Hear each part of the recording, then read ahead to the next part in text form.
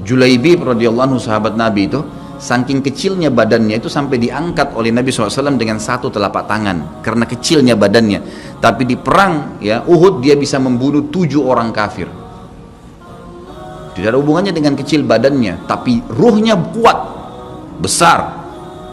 Waktu Nabi SAW balik dari perang Uhud dan terkalahkan oleh orang-orang kafir Quraisy dengan hikmah Allah Subhanahu wa taala, semua sahabat waktu itu mati syahid 70 orang di Uhud, sisa 630 orang bersama Nabi SAW, semuanya terluka, dan minimal luka sahabat waktu itu minimal 7 luka, sabetan pedang, hantaman tombak, sobekan, pokoknya luka semua sahabat. Sampai ada sahabat sudah nggak bisa jalan karena kakinya sobek, punggungnya sobek, dinaikin di kuda, tiba di rumah tinggal dibaringin. Lihat bagaimana para sahabat mengetahui bagaimana hubungannya dengan Allah Subhanahu wa taala dengan ilmu yang sudah tertanam yang Nabi SAW tanamkan dalam hati mereka, bisa mengubah segala sesuatu. Subhanallah, tiba pulang menjelang maghrib ke kota Madinah, istirahatlah para sahabat ini, mereka lagi obatin obat luka mereka. Nabi SAW dapat wahyu menyuruh Nabi SAW dan para sahabat keluar mengejar Quraisy. Quraisy ini jumlahnya waktu itu ya 1.000 orang, maaf 3.000 orang pasukan Quraisy, yang terbunuh cuma sekian belas saja mereka. Dan mereka sudah merasa bangga dan pulang ke kota Madinah, pulang meninggalkan Madinah, karena Uhud itu dekat Madinah. Kemudian mereka bangga dengan itu. Keesokan paginya habis sholat subuh kata Nabi SAW, wahai sahabat-sahabatku, Allah Azza wa Jalla memerintahkan kita untuk mengejar Quraisy. Maka pulanglah masing-masing kalian di suku kalian, lalu motivasi siapapun yang ikut kemarin di Uhud, semua mau sakit, mau enggak, mau luka, mau enggak, tapi ini luka semua nih, minimal punya 7 luka ya. Kita kadang-kadang mungkin kuku kita kecabut aja sudah susah ke masjid, ini sabetan pedang, sobek, rusak semua tubuh mereka. Dikatakan dalam riwayat sampai para sahabat ada yang tidak bisa ngomong karena sudah kesakitan yang luar biasa. Kata Nabi SAW, semua yang ikut di Uhud kemarin keluar lagi, 630 orang semua harus keluar. Bagaimana caranya? Pokoknya ngumpul keluar, perintah Allah. Coba bayangin, kita kadang-kadang habis olahraga saja capek, diajak keluar sama istri atau diajak keluar sama suami, kita sudah nggak mau keluar. Capek biasa olahraga. Atau mungkin penat, capek duduk di kantor mau istirahat. Ini habis perang, badannya disabet-sabet, diajak berperang lagi nih. Apa yang terjadi teman-teman sekalian? Pulanglah pimpinan-pimpinan suku sahabat ini, dimulai dengan Sa'ad bin Mu'adz radhiyallahu anhu, sahabat Nabi yang mulia, luar biasa ini. Orang ini pada saat meninggal, kata Nabi SAW, goncang arsy-Nya Allah dengan meninggalnya Sa'ad.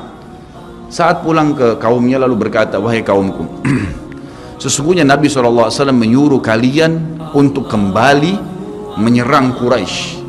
Pada saat itu mereka lagi ngumpul saling ngobatin luka, dan di depan mereka yang saling ngobatin luka itu adalah Usaid bin Khudair, sahabat Nabi yang mulia. Ini sahabat Nabi yang satu dari Aus ini, kalau membaca Al-Quran malaikat turun dari langit dengerin bacaannya, luar biasa. Lagi ngobatin lukanya sambil dia berkata, waktu dikatakan Nabi SAW menyuruh kalian mengejar Quraisy, kata Usaid bin Khudair lagi ngobatin lukanya, sami'na wa ata'na, kami dengar dan kami patuh, ditinggalin lukanya.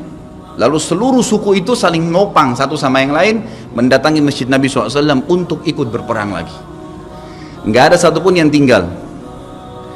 Ada yang luar biasa, saya terus terang nangis waktu dengar kisah itu, luar biasa. 2 orang anak muda Ansar, saya setiap kenang kisah ini selalu nangis, nggak bisa tahan karena luar biasa. Anak 2 orang ini belasan tahun umurnya, dan dua-duanya nggak bisa jalan, Bapak Ibu sekalian, nggak bisa jalan, luar biasa. Sudah sobek kakinya, sobek punggungnya, bahkan dikatakan di bagian leher ada irisan, di bagian lehernya ada irisan, gitu kan. Kesakitan. Dua-dua ini diturunkan dari kuda, ditidurkan, adik kakak nih. Tapi saya tidak ingat, namanya tidak disebutkan dalam kisah, tapi ini kisah luar biasa. Dan kemarin kebetulan Imam Masjid Haram atau saya lagi umroh nyebutin kisah itu juga. Hampir satu masjid orang menangis mendengarkan kisahnya. Dia mengatakan, waktu sampai ke telinga adik kakak ini umurnya belasan tahun ya, di bawah 20 tahun. Kalau Nabi SAW memanggil seluruh yang hadir di Uhud untuk kembali berperang. Ini mereka nggak bisa jalan nih. Si kakak bilang sama adiknya, kita nggak bisa tinggal di sini nih. Rasulullah SAW sudah memanggil kita untuk menjawab panggilan Allah. Kata adiknya, bagaimana caranya kita merangkak? Bagaimana caranya kita ke sana? Nggak ada yang bisa nopang. Ini berdua lagi sakit. Mereka cuma tinggal sama ibunya. Lalu berkata si kakak, sekali saya seret kamu, sekali kamu seret saya. Mereka saling seret satu sama yang lain, Bapak Ibu sekalian, sampai di hadapan masjid Nabi SAW. Lihat bagaimana iman mereka kepada Allah Subhanahu Wa Taala, luar biasa. Dan ini tidak bisa kecuali kalau dipaksakan. Kalau tidak dipaksakan nggak bisa. Semoga Allah SWT jadikan kita orang yang selalu memaksakan diri untuk ibadah. Karena kalau tidak, kita nggak paksakan, kita akan mati dalam keadaan konyol dan menyesal, karena tingkatan-tingkatan di surga akan hilang. Percuma. Baik, saya bacakan pasal kedua.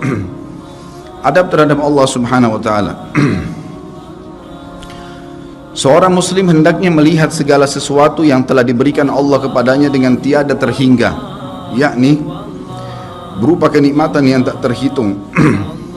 Terlindungnya dia pada saat menempel di dalam rahim ibunya ketika berupa nutfah atau air mani, menentukan perjalanan hidupnya hingga hari bertemu dengan Rabbnya Allah Azza wa Jal. Hendaknya ia bersyukur kepada Allah atas nikmat itu dengan lisannya, yakni memuji dan menyanjung Allah secara semestinya. Juga bersyukur kepada Allah dengan anggota badan, dengan cara menggunakannya di dalam ketaatan kepada Allah Subhanahu Wa Taala. Karena mengingkari nikmat, tidak mengakui kelebihan yang diberikan Allah, mengingkarinya beserta kebaikannya, bukanlah termasuk adab kepada Allah. Sebagaimana Allah berfirman dalam surah An-Nahl ayat 53, A'udzubillahi minasyaitonirrajim. Wa ma bikum min ni'matin faminallah. Dan apa saja nikmat yang ada padamu, maka itu dari Allah datangnya. Dalam surah An-Nahl ayat 18 Allah berfirman, A'udzubillahi minasyaitonirrajim, wa in ta'uddu ni'matallahi la tuhsuha. Dan jika kalian menghitung-hitung nikmat Allah, maka kalian tidak akan mampu untuk menghitungnya. Begitu banyak nikmatnya Allah, Bapak Ibu sekalian. Kita berbuat maksiat, pelanggaran-pelanggaran, tapi Allah masih bisa memberikan kita oksigen gratis, cahaya masih bisa ditangkap oleh mata kita, telinga kita masih bisa menangkap suara sehingga mengetahui apa yang diinginkan oleh kita. Setelah bertahun-tahun berbuat dosa, dengan taubat kepada Allah, Allah bisa ampuni. Itu luar biasa. Nikmat Allah tidak bisa terhitung. Rugilah orang-orang yang tidak menyembah Allah Subhanahu Wa Taala.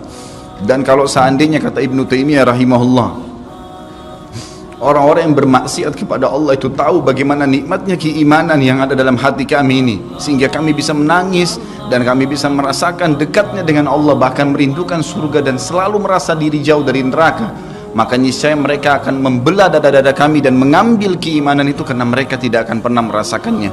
Keimanan akan membuat makanan sederhana menjadi mewah, tidur di tempat yang biasa akan menjadi nyaman, bahkan cobaan seberat apapun menjadi kecil buat kita, karena keimanan kepada Allah Subhanahu Wa Taala. Dan itu sebuah nikmat, itu hanya bisa dirasakan kalau kita betul-betul memaksakan diri beribadah kepada Allah Subhanahu Wa Taala.